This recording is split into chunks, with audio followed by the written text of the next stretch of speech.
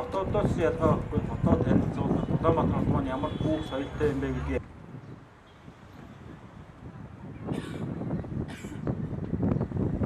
эндэрч болох гэж энд хүрэлцэн ирсэн нийслэлийн иргэд та бүхэнд энэ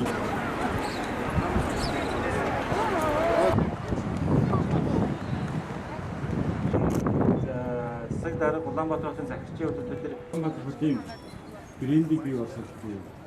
Тэгээд энэ хаа гэж бодож байгаа.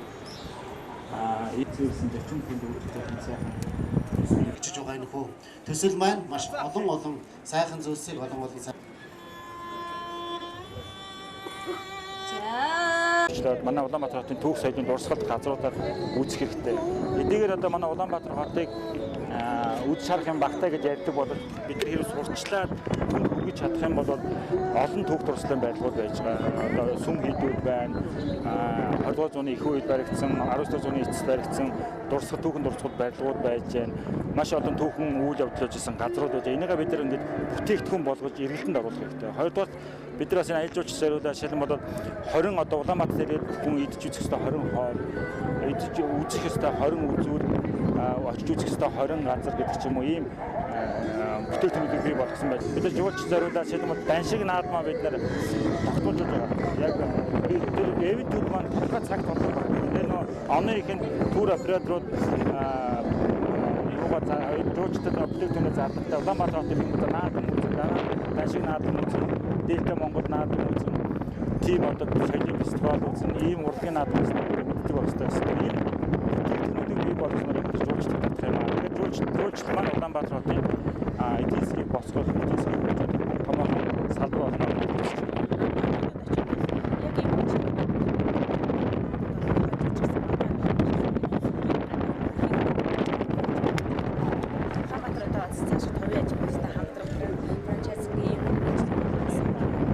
Энэ бол тийм ашигтай үйлчлэг бол биш. Дөнгөж шинэ эхэлж байгаа учраас нийс цаашгүй оролцож байгаа. Тэгээ энийг бид нар оролцоод чигдрүүлээд яваад ирэх юм бол бид нар хувийн хвшлийг шийдэж байна. Би миний ганц баримтлаг зарчим бол хувийн хвшлийн хийж чадах зүйлийг хот юм уу улс хийх ёсгүй. Тэгээ энэ бол ингээд одоохондоо бол ашигтай үйлчлэг биш учраас хувийн хвшлийнхаа орохгүй байгаа учраас бид нар эхлүүлэн тэгээд яваад ирэх юм бол бид нар хувийн хвшил айлгуулж шилжүүлэх юм арга хэмжээ байна. Мэдээж одоо 2 автобусаар эхэлж байна. Магадгүй би 5 жилийн дараа 10 жилийн дараа 20 автобус явдаг ийм том үйлчлэгээ болцсон байна гэж бол найдаж байна. Ямар ерөнхийлөгч амт коммуникацийн дараа юу ярьж байгаа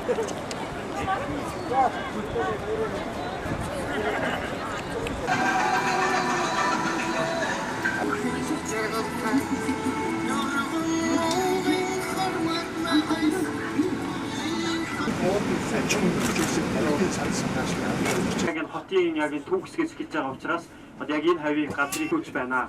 За тэгэхээр энэ Сүхбаатарын төлөв бол 1921 онд үүссэн бүгд их нь одоо баригдсан байгаа. Тухайн бол дүүрийн театр бүлгийн за энэ хотод анх удаа адууны заах за мөн одоо мадын заах одоо байсан. За мөн одоо яг хэсэг сахалчдад таниулах байсан. Зашгүй хийх шаардлагатай болдог. За тэгэхээр одоо бид